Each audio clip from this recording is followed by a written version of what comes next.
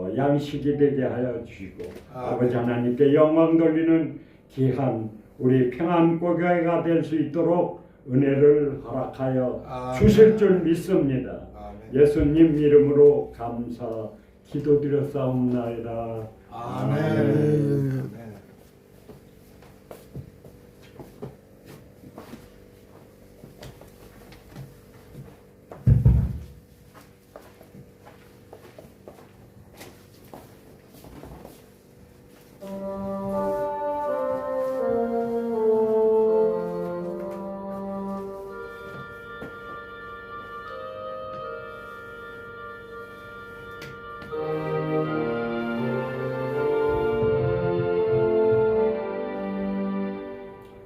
찬송가 586장 하나 더 드립니다.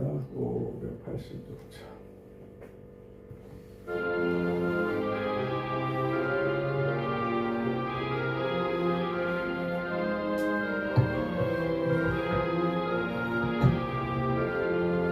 어느 민족 누구에게나 결단할 때 있나니 참과 거짓 싸울 때에 어느 편에 설 건가 주가 주신 새 목표가 우리 앞에 보이니 빛과 어둠 사이에서 선택하며 살리라. 고상하고 아름답다 진리 편에 서는 일 진리 위에 억압받고 명예이익 잃어도 비겁한 자 물러서라. 용감한 자 굳세게 낙심한 자 돌아오는 그날까지 서리라. 순교자의 빛을 따라 주의 뒤를 쫓아서 십자가를 등에 지고 앞만 향해 가리라. 새 시대는 새 사명을 우리에게 주나니 진리 따라 사는 자는 전진하리 언제나. 악이 비록 성하여도 진리 더욱 강하다. 진리 따라 살아갈 때 어려움도 당하리. 우리 가는 그 앞길에 어두운 장막 덮쳐도 하나님이 함께 계셔 항상 지켜주시리.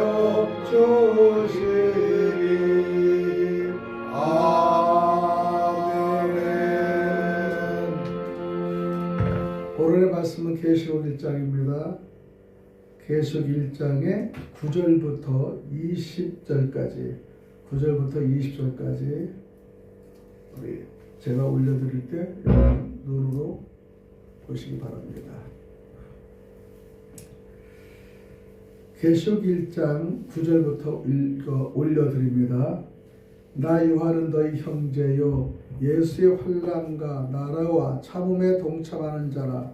하나님의 말씀과 예수의 증거를 인하여 반모라는 섬에 있었더니 주의 날에 내가 성령에 감당하여 내 뒤에서 나는 나팔소리 같은 큰 음성을 들으니 가로되도 보는 것을 책에 써서 에베소, 서머나, 보가모, 드아디라, 사대, 필라델피아, 라오디게아 7교회에 보내라 하시기로 몸을 돌이켜 나더러 말한 음성을 알아보려고 하여 돌이킬 때에 7 금촛대를 보았는데 촛대 사이에 인자 같은 이가 발에 끌리는 옷을 입고 가슴에 금띠를 띠고 그 머리와 털의 희기가 흰 양털 같고 눈 같으며 그의 눈은 불꽃 같고 그의 발은 풀무에 단련한 빛난 주석 같고 그의 음성은 많은 물소리와 같으며 그 오른손에 7별이 있고 그 입에서 좌우에 날선겁이 나오고 그 얼굴은 해가 힘있게 비추는 것 같더라.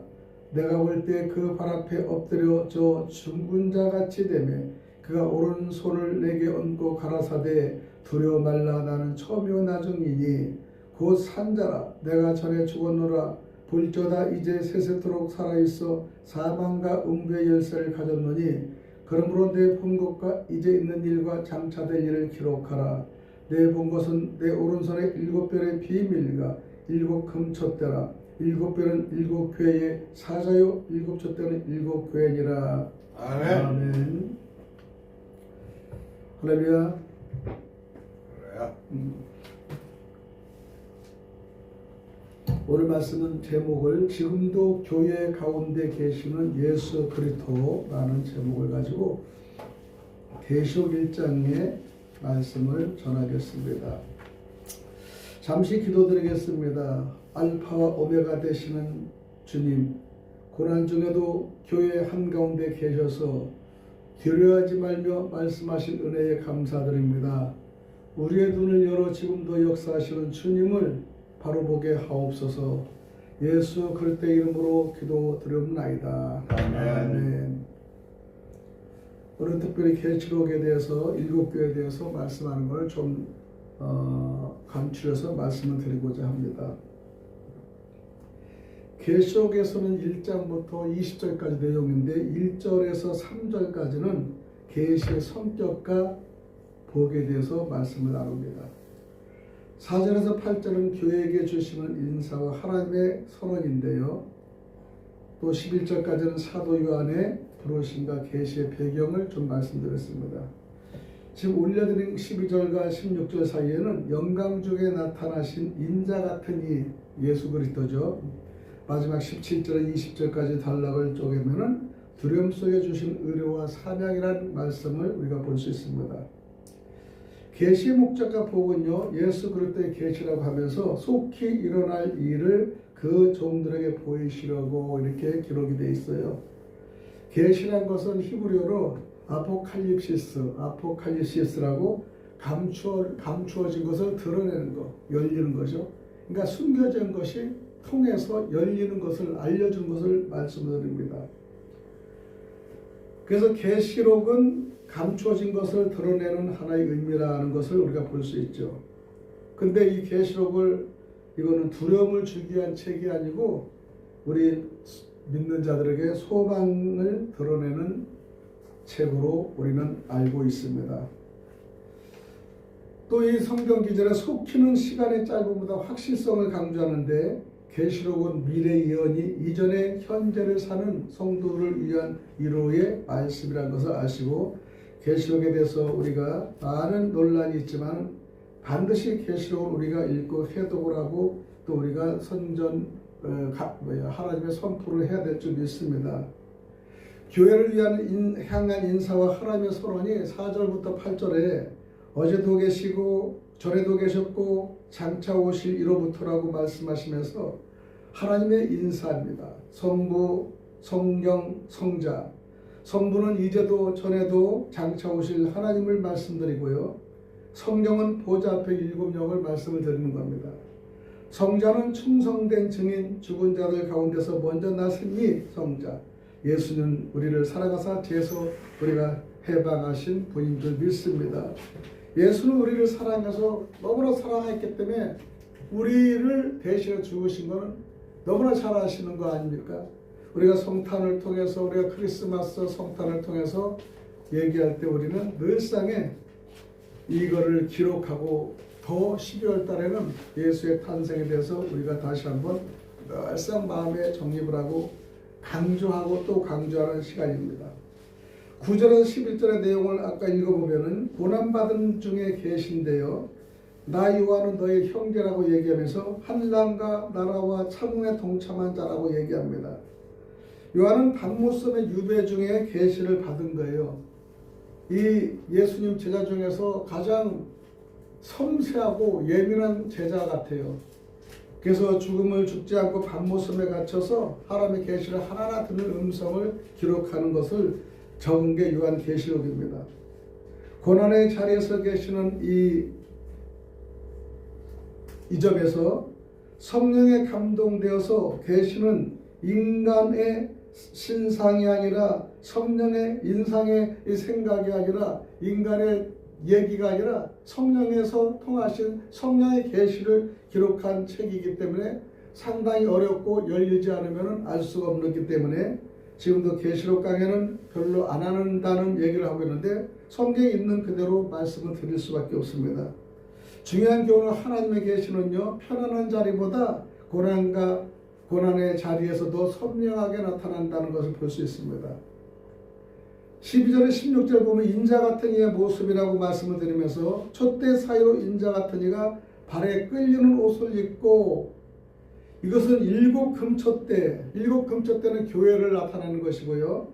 촛대 사이에 서신 예수는 교회 한가운데 계신 주님을 항상 얘기하는 겁니다.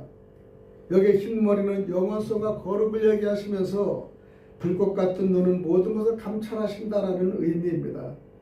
입에서 나오는 거는 진짜 보면 말씀의 권위를 얘기해요. 말씀의 권위. 이 권위. 우리는 말씀의 권위가 이 불꽃 같은 정말 검이라는 것을 얘기합니다. 우리가 가끔 가다가 요즘에 검사들 이 칼을 많이 쓰잖아요. 검사들. 그분이 진짜 칼을 써서 뭐 칼잡이라고 그럽니까? 그 법으로 통해서 달락달락을 잘라내는 거예요. 그냥 아니다. 그래서 입에서 나오는 말씀의 권위는 성경에서 대단한 것을 우리가 알 수 있는 거예요. 그 다음에 해같이 빛나는 얼굴은 부활의 영광을 나타내는 게 계시록의 내용입니다. 마지막에 17에서 20절에 보면 두려움 속에 주신 위로와 사명은요, 내가 처음이요 마지막이니 두려워하지 말라고 하시면서 요한은 예수 앞에 엎드려 인간의 자연스러운 반응을 보입니다. 엎드릴 수밖에 없어요. 말을 들으면. 하나님의 말씀을 우리가 진정 이해를 한다면 엎드리고 구부릴 수밖에 없는 겁니다.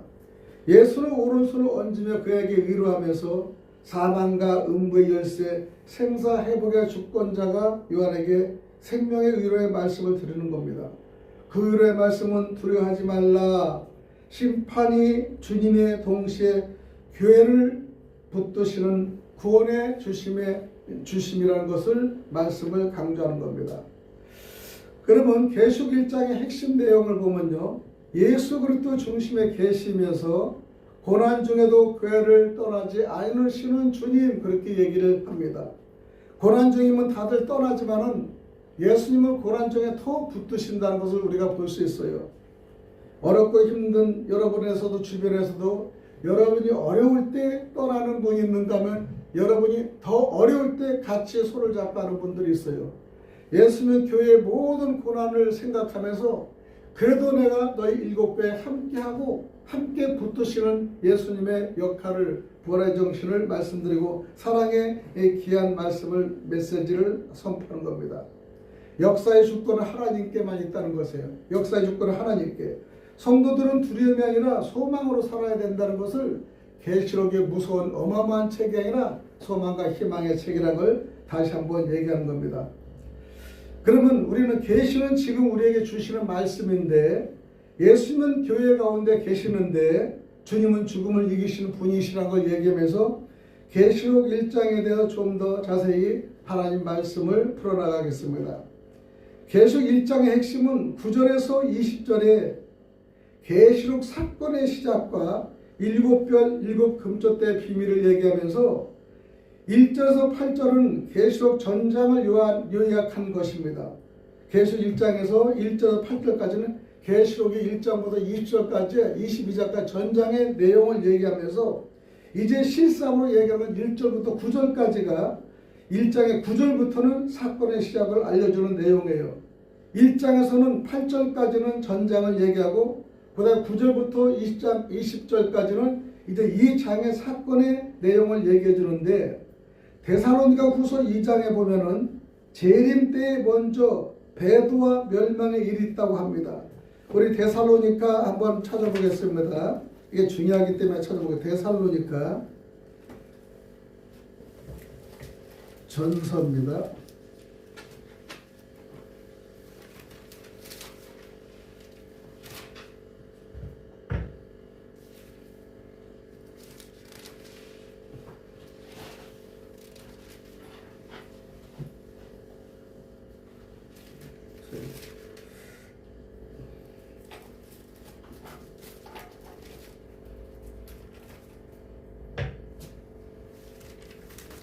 데살로니가 2장 1절은 신약의 314페이지입니다.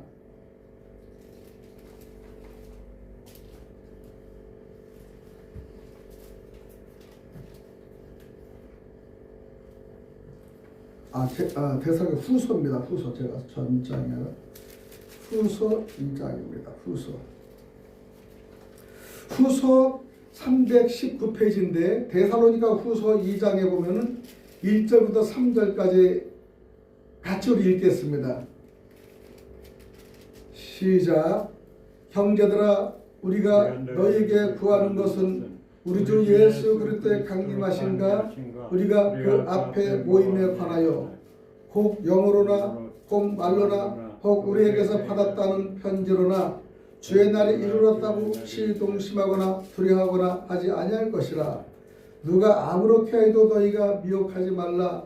먼저 배도하는 일이 있고 저 불법의 사람 곧 멸망의 아들이 나타나기 전에는 이르지 아니하리라. 이 말씀에 예수는 이르지 아니하는 걸 얘기하면서 순서가 있는 걸 여기서 얘기하는 거예요.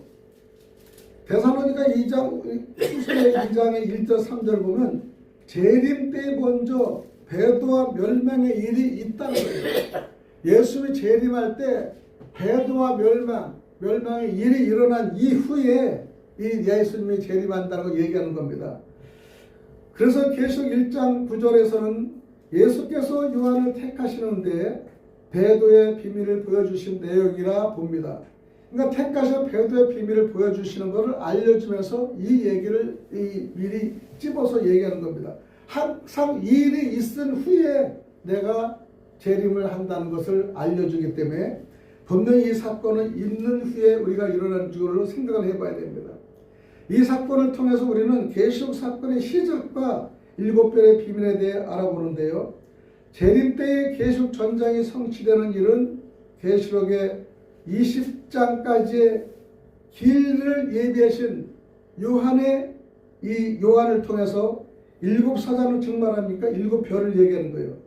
7금초대의 사이에 출현하는 시작을 얘기하는데 그렇다면 계시록 성취 때 계시록 1장, 2장, 3장에서 언제 출현하는 존재는 누구인가가 의문이 되는 겁니다.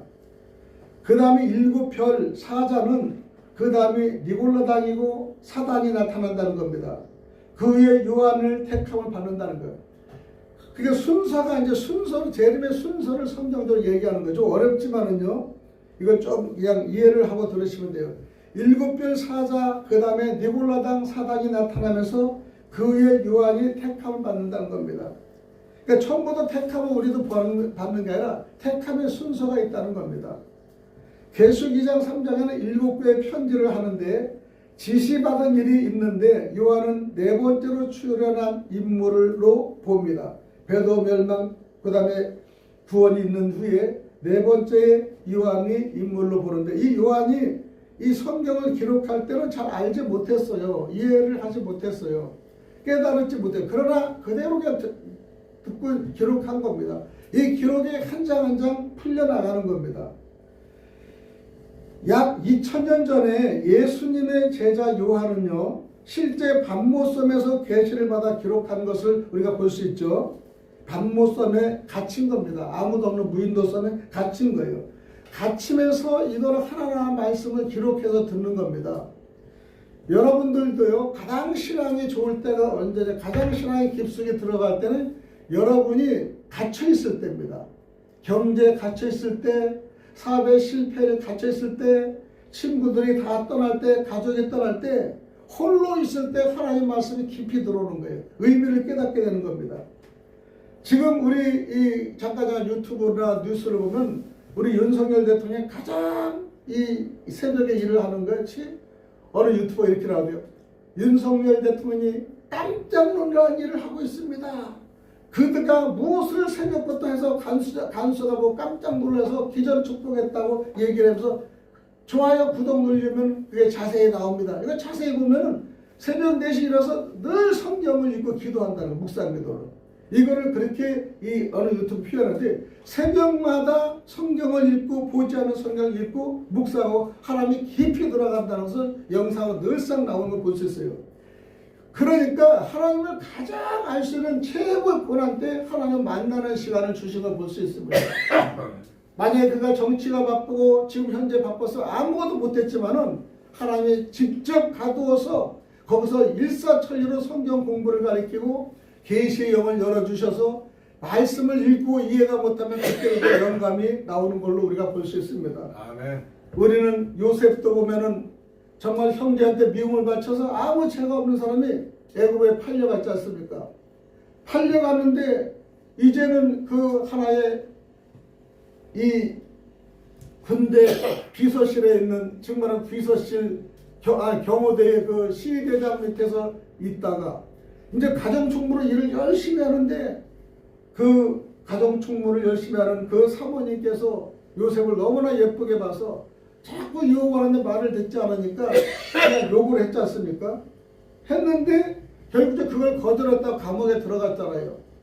우리가 인간적으로 딱 읽어보면 너무나 슬퍼요. 그냥 아니 요셉이 왜 이렇게 운명이 저럴까? 갇히고 마지막에는 이제 잘 살아서 가정의 총무가 돼서 이제 부귀 영화를 누리고 살 수 있건만은 또 하나의 그 사모님의 문제로 인해서 진짜 아주 최고 어려운 그 죄에 갇혔을 때 아무도 누구를 말을 들어주지 않아요.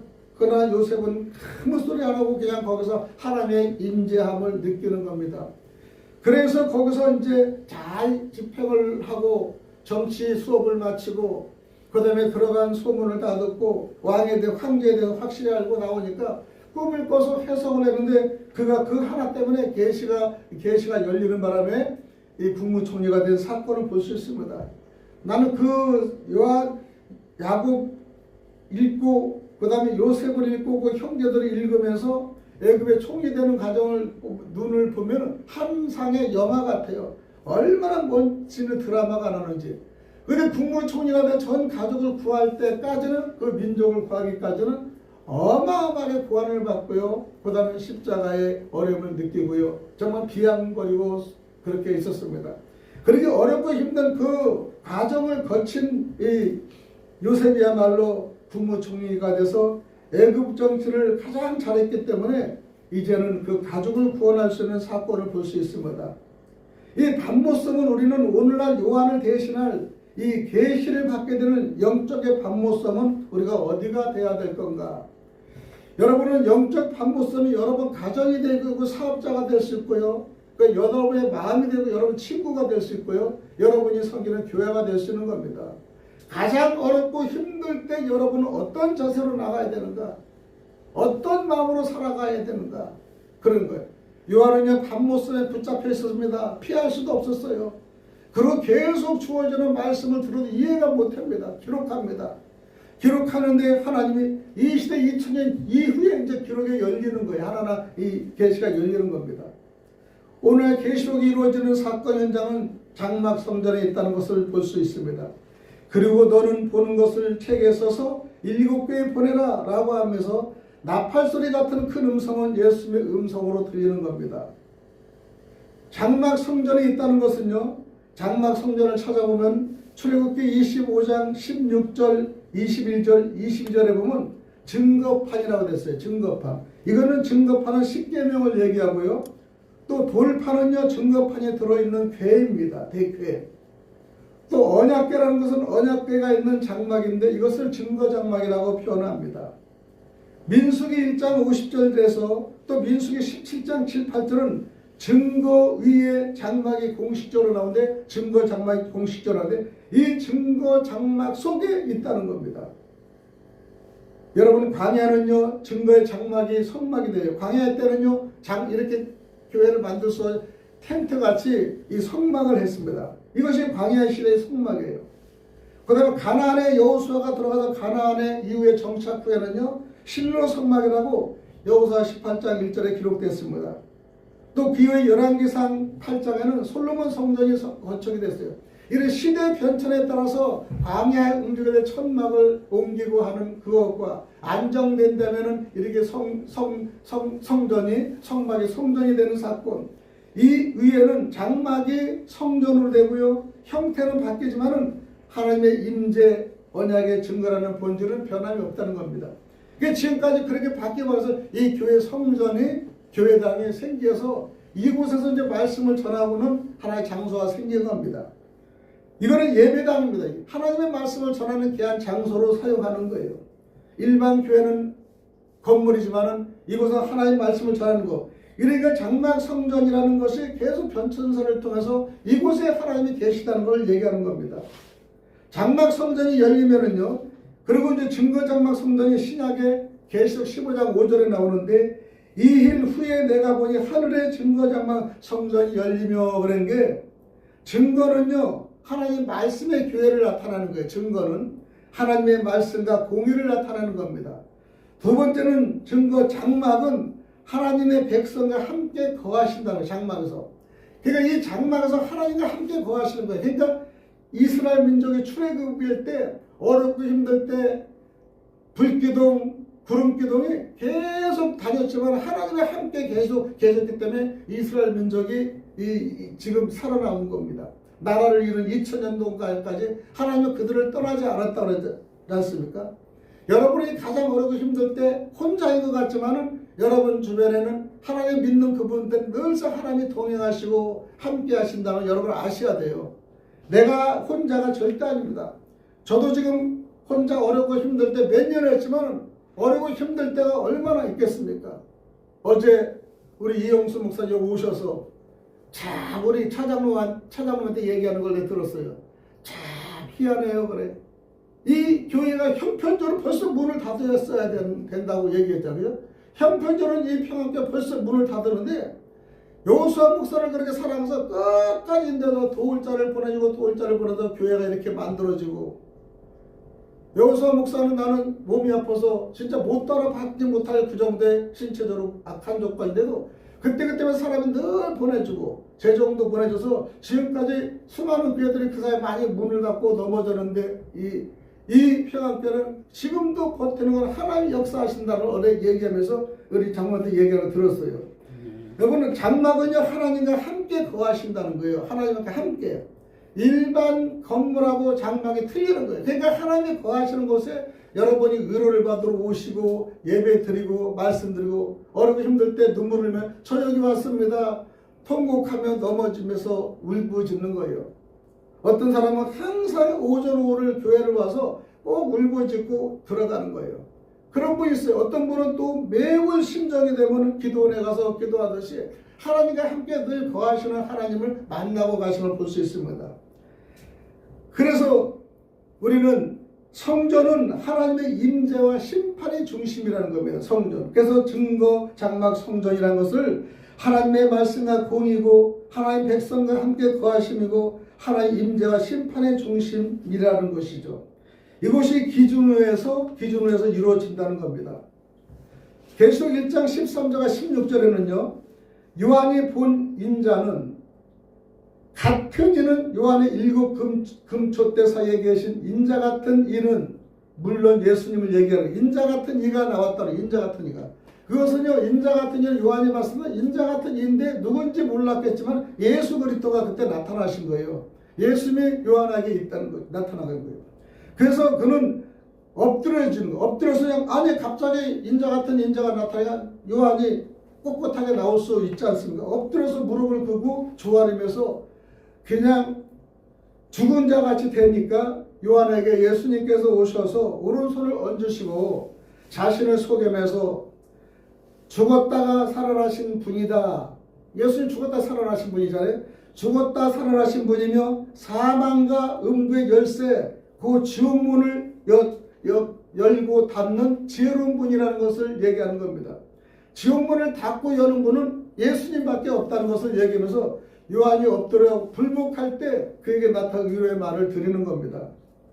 예수님께서 요한에게 기록하라고 하셨는데 이게 보면요, 내가 본 것과 이제 요한한테 얘기하는 내가 본 것을 그대로 이야기하며 앞으로 이제 있는 일, 지금 현재 있는 일과 장차 될 일을 얘기하라는 겁니다. 이게 계시록의 이 예언서예요.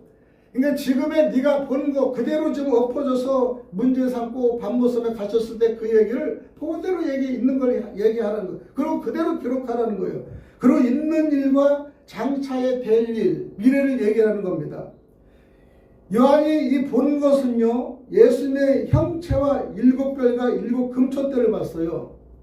이제 있는 일은 계시록 2장과 3장에 아직은 나오지만은 사단의 사건, 니골라당의 사건, 베드의 사건들을 얘기하면서 그리고 장차 될 일은 사단과 니골라당과 싸워서 이긴다는 것을 얘기하는 겁니다. 대적과 싸워서 이긴다.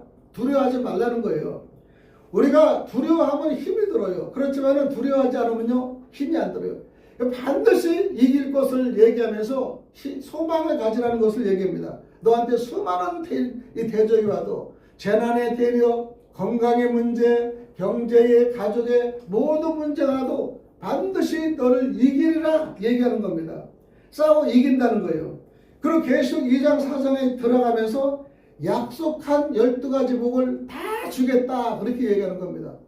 그러니까 견디고 보고 전하는데 약속한 거 고난만 당하는 것이 아니라 계시록 3장과 4절의 이후에 나오는 12가지 모든 소생의 복을 주겠다 이 얘기하는 거예요. 이거를 요한한테 전하라는 겁니다.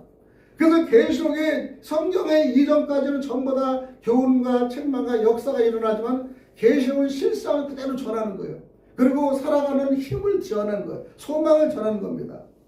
그래서 이와 같이 성령체이신 성령 오신 예수님이 지시에 따라 요한이 자기가 본 것을 책에 써서 보내는 겁니다. 그래서 이게 아까 보면 7교회한테 보내는 거예요. 즉 말하면 이 라우디, 에베소도 그 다음에 버가모교회 7교회 순서가 있는데 다 보내는데 이거를 너만 알지 말고 전 7교회가 보내. 세상에 있는 교회다 보내라는 거예요.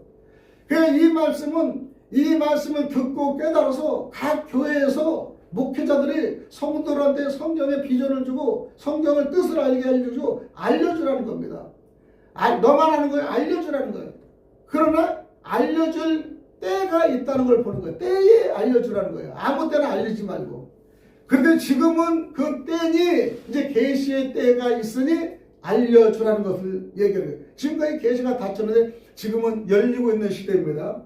그래서 계시록 1장 20절에 7 사자를 7 별로 비유하시면서 이유는 별이 하늘에 있듯이 그들이 역사한 장막을 하늘에 비유했기 때문입니다.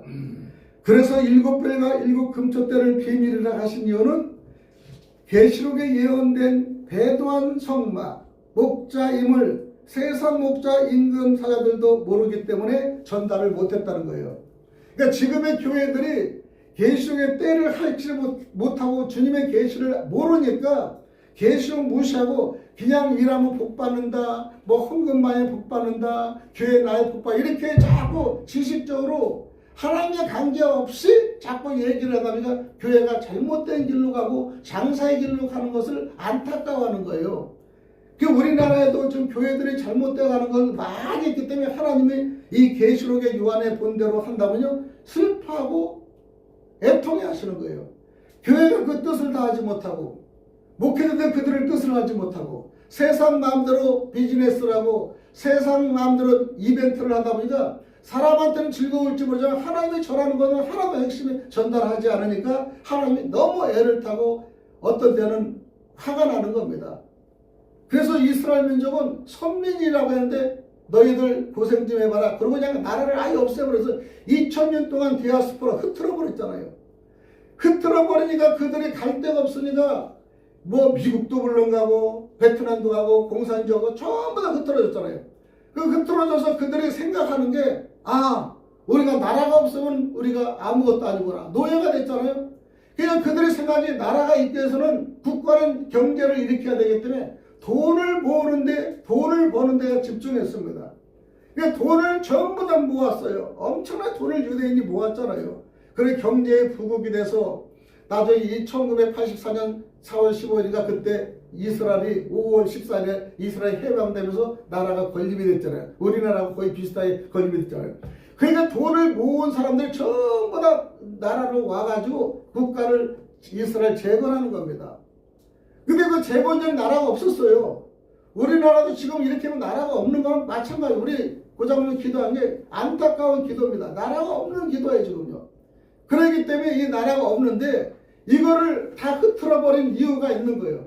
거기에 있어서는 아무것도 이루어지지 못하는 거예요. 그러니까 흐트러져서 고난과 광야 생활하고 돈의 물질에 귀한 것도 알고 그 더 하나님을 의지하게 되는 겁니다. 그러다 보니까 그들은 주님밖에 없구나. 이 함축한 주님밖에 없는 거야. 그러니까 주님을 더 믿으시면서 그 나라에 가서 배우는 거예요. 공학도 배웠고 연구도 배우고 다 배워가지고 그 모든 박사의 자격증을 다 따가지고 그 나라에서 함께 합쳐서 공동체를 이뤄가지고 이스라엘 민족이 최고의 이 나라가 돼서 노벨 문화상을 받은 사람이 가장 많은 이스라엘 민족이 됐지 않습니까? 고난을 받은 이후에 이런 일이 일어났지 그들이 항상 행복하면 이런 일이 없었어요. 여러분들이 고난이 없을 때는요 생각도 안 합니다. 그러나 고난이 있을 때 이 생각도 하고 저 생각도 하고 하나님께 의지해보기도 하고 실험도 해보는 겁니다. 그래서 우리는 전장의 사건이 7 사자의 출현으로 시작되며 성령 제이신 예수님의 택한 바다 7별과 7 금초 때 실체를 보고 편지하라 지시받은 일을 알려주신 그대로 요한이 이루는 겁니다. 그러니까 하나님의 말씀대로 그대로 행하는 사람은 괴로워요. 왜냐하면 사람한테 즐거운 일을 하면은 쉽지만은 사람한테 즐거운 일이 아니라 하나님의 지시대로 무지하게 힘들고 괴롭고 심판의 말만 하다 보면 힘이 있고 인기가 없는 것입니다. 그러니까 예수님은 그대로 하늘나라의 예를 얘기하니까 일반 사람 인기가 없는 거예요. 그러니까 제자들만 계속 양육을 하지 않습니까? 제자들이 나중에 그 말씀을 깨닫고 이것이 최고의 사는 길이라고 그 다음에 전 세계 각국에 가면서 전달하는 것이 지금의 6000년 역사가 이룬 겁니다. 계시록 전장의 예언과 이루어진 실체는요 새로운 말씀이 대언자를 통해서 증거받아야 한다는 것. 이제 계시록은요 대언자가 있는 거예요. 말씀을 떼우친 자가 있는 건데 이걸 각 교회마다 전달해서 이 말씀을 듣고 전하라는 것을 말씀하는 겁니다. 그래서 이 말씀을 듣는 성도님들은 예수님께 택하신 약속의 목자를 만나서 목사님들의 말씀을 잘 분별해서 이것은 살아있는 말씀이구나. 이건 축복의 말씀은 이건 이미 지나간 죽은 말씀이구나. 이렇게 깨달아서 미혹에 흔들리지 말라는 거예요. 그래서 요즘에는 교회 잘못 가면 어떤 분들은 그러대 어디 기도원에 가면 마냥 축복을 던지고 막 귀신 같은 막 이상한 말을 해가지고 거기에 막 치료도 받고 좋다고 얘기하는데 다 하나님의 계시에는 이런 게 없어요. 오로지 말씀 중심으로 이 하나님의 말씀 지시도 따라가는 겁니다. 우리가 요즘은 새로운 길을 가면 못 찾아가요. 그러나 내비게이션을 딱 틀면요 그대로 갑니다. 가요.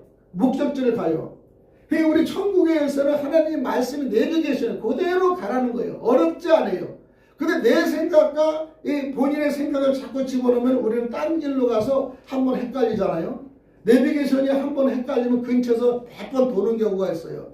내가 아는 길이라고 나는 쫙 갔는데 그 내비는 A라는 길로 선택해서 나는 B라는 길로 선택해서 여기서 혼선되면 엉켜버리면 그 근처에서 자꾸 한 몇 번씩 도는 것을 실상을 많이 보았습니다. 이거예요. 하나님 말씀을 가는 거 말씀을 순리를 대로 가면 남이 보기엔 답답해도 아무것도 아닌 것 같아도 편하게 돌아가요. 어제 우리 이영수 목사님 말씀대로 우리 교회는 문을 닫으면 벌써 닫았어야 돼요. 그러나 저는 이 중심을 떠나지 않았어요. 말씀을 묵상하며 그 다음에 제가 대리에 취업도 운전 취업도 한 것도 아니고 그 다음에 경비에 초소되고 어디 노가다 일하고 오늘 힘들 때마다 제가 교동 가고 오늘 힘들 때마다 딱 앉아 자리 잡았어요. 그냥. 그리고 하나님 말씀을 열게 해달라고 하면서 이 아픈 몸에서 움직이지 못하는 움직이면 몸이 아픈 거야. 아프게 해서 말씀을 듣게 하고 말씀을 헤아리게 하고 그렇게 하면서 저를 자꾸 인도하는 걸 보면서 어제 이영수 목사님 말씀도 일리가 있는 게 정말 저도 그 생각 잠깐 잊어버렸는데 벌써 닫았어야 되는데 하나님이 지켜주시는 데는 틀리다고 얘기하면서 얘기했어요. 왜 하나님이 여러분을 지켜줘야지 우리가 생성되죠. 우리는 내가 지키려고 하면 우리는 하는 것마다 헛수고로 하는 걸 볼 수 있습니다. 그러니까 전도서에 보면은 솔로몬이 지혜를 얻었지만은 모든 이 우상 잡신을 자기가 섬기다 보니까 나중에 다 망하고 진짜 헛되고 세 번이나 할 정도로 이 헛됨을 고백하지 않았습니까? 그런 헛된 가치를 하지 않은 분이에요. 지혜를 얻은 분이에요. 그리고 그분은요 가장 훌륭한 최고의 왕입니다. 이 통일을 한 그 유럽을 통일한 진짜 솔로몬은 역대 최고의 왕이었고 지혜왕이었고요. 그 다음에 그 지혜를 이 밖에서 전 세계에서 몰려서 보물을 주며 기금속을 주면서 지혜를 받고 들어간 사람이에요. 그분이. 그렇게 지혜가 많아서 재판을 할 때는 그 법정 재판할 때는 솔로몬의 재판같이 하라고 할 정도로 상당히 지혜 있는 분도 마지막에는 헛되고 다 한 거예요. 왜 그 사람이 그렇게 됐냐면 수많은 여인을 자기가 아내나 애첩으로 들어오다 보니까 그 애첩들이 전부 다 자기의 신을 가지고 들어왔어요. 왜 드라신 같은 거 여기 그러니까 자기의 고유신을 들어오고 이걸 섬겨라니까 솔로몬이 헷갈려 버린 거예요. 하나님 참신을 내버려 두고 그 신을 하나씩 받아들이다 보니까 천여 명의 여인들의 신이 다 틀리다 보니까 그리고 잡신 속에서 자기는 이 혼돈을 믿은 거예요. 그리고 자기의 경영과 경영의 제국의 경영의 철학을 잘못했기 때문에 나중에는 엄청난 하얀 길에서 하나님에 봐서는 솔로몬은 지혜를 좀 배신한 사람이에요. 아주 배신한 사람이에요. 그렇기 때문에 솔로몬의 배신에 솔로몬은 그 뒤에 느껴가지고 헛되도다 얘기했지 않습니까? 그 아버지는 어땠어요? 다윗은요.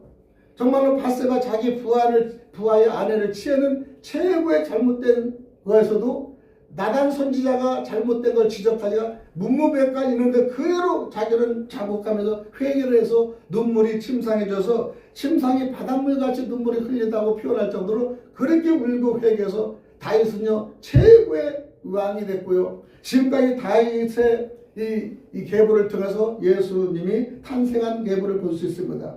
우리는 어떠한 환난 속에서도 교회는 무너지지 않는다는 것이고요. 말씀 있는 곳은 무너지지 않는 것이고요. 아멘. 우리는 여러분이 말씀을 중심으로 한 사람은 넘어지지 않는다는 것입니다. 아멘. 여러분 그래서 우리는 말씀의 중심을 쫓아가서 찾으려고 애를 쓰고 마음을 먹여야 되는 거예요. 요즘에 제가 가끔가다 좀 느끼는 부분이 있는데 우리 사장모님 보면은 말씀의 중심에서 사시려는 게 무지하게 나타나다. 쪼마는 항상 수첩을 가지고 다니면서 귀한 말씀을 적어서 그대로 인용하면서 그대로 암송하고 또 그렇게 기도할 때 많이 인용하시면 보았어요. 그래 말씀으로 중심으로 살려고 하는 그런 모양과 자세를 보면서 아 참 반갑다 기쁘다 생각했습니다. 우리는 환난 속에도 교회는요 무너지지 않는다는 걸 아시고요. 이유는 주님이 촛대 사이에 우리 금촛대 사이에 서 계시기 때문입니다. 여러분 사이에 예수님이 서 계시다면 여러분 망하지 않습니다. 여러분 사이에 예수님이 계시도록 여러분이 임자의 그 다음에 존재의 가치를 여러분 느끼시고 그분을 섬기는 그분을 모시는 그런 마음이 분명히 서는 여러분의 자세들이 필요가 하겠습니다. 아멘. 오늘도 여러분 하나님을 사랑하십니다. 하나님을 사랑하시기 때문에 적은 성전이지만 이 성전에 와서 말씀을 듣고 깨우치는 저와 여러분이 되어서 하나님 말씀 우리가 사명 감당하는 귀한 우리 목회자님, 장로님들, 우리 성도님들 방송을 듣는 여러분도 그렇게 함께 해서 정말 2025년 지나가고 2026년 되는 더욱더 축복받는 생활이 시대가 연도가 되기를 간절히 축원하며 기도를 드리겠습니다. 기도합니다. 거룩하신 하나님 아버지, 이제도 계시고 전에도 계셨고 장차 오실 주님을 찬양합니다. 요한에게 나타나셔서 환난 가운데서도 교회를 붙드시고 두려워하지 말라고 말씀하신 주님의 음성을 오늘 우리도 듣게 하심을 감사합니다. 주님, 세상의 소리보다 주님의 음성에 귀 기울이게 하시고 아멘. 눈에 보이는 현실보다 촛대 사이에서 계신 주님을 바라보게 하소서. 아멘. 고난 속에서도 교회를 떠나시는 주님을 신뢰하며 말씀으로 우리를 새롭게 하시고 그 다음에 끝까지 믿음으로 계시는 믿음으로 견디는 성도들이 되게 하옵소서. 아멘.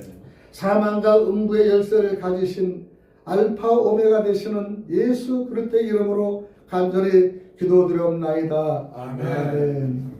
찬송가 드립니다. 650절.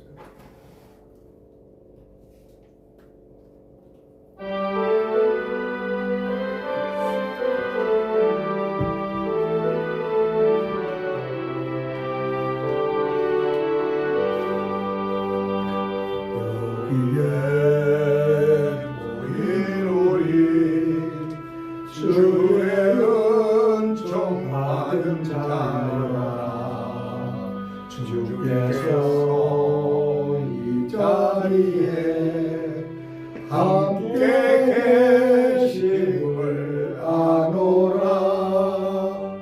언제나 주님만을 찬양하며 따라가니 시험을 당할 때도 함께 계심을 믿노라. 이 믿음 더욱 굳세라. 주가 지켜주신다. 어두운 밤에도 주의 밝은 빛 인도하여 주신다. 주님이 뜻하신 길 헤아리기 어렵더라도 언제나 주 뜻 아래 내가 있음을 아노라. 사랑과 말씀들이 나를 더욱 새롭게 하니 때로는 넘어져도 새 웃음이를 믿노라. 이 믿음 더욱 굳세라. 주가 지켜주신다. 어두운 밤에도 주의 밝은 빛 인도하여 주신다. 기도하겠습니다. 하나님 아버지 감사합니다. 오늘도 귀한 하나님의 말씀을 듣고 저희들을 깨달아서 또 귀한 하나님의 은혜 속에 저희들이 살 수 있도록 도와주시고 마침내 박모스의 요한의 계시의 말씀대로 저희를 깨닫는 저희들의 존재가 될 수 있도록 아멘. 도와주옵소서. 오늘 말씀에 감사 청성과 드린 예물을 심습니다. 심는 우리 귀한 분들에게도 아버지와 축복을 주시옵소서. 오늘도 늘 하나님과 함께 해주신 너무나 감사하며 그리스도 되신 예수님을 받도록 간절히 기도드리옵나이다. 아멘. 이로사기 바랍니다. 축도로 마칩니다. 축도하겠습니다. 이제는 충성된 증인이시오 죽은 자들 가운데서 먼저 나시고 땅의 임금들의 머리가 되시는 우리 주 예수 그리스도의 은혜와 이제도 계시고 전에도 계셨고 장차 오실 전능하신 하나님 아버지의 크신 사랑과 환난 가운데서 교회 가운데 역사하시며 두려워하지 말라 말씀하시는 성령님의 교통하심이 환난 중에도 믿음을 지키며 촛대 사이에 계신 주님을 바라보는 모든 성도들 위해 지금으로부터 영원토록 함께 계시기를 축원드리옵나이다. 아멘. 주여. 할렐루야.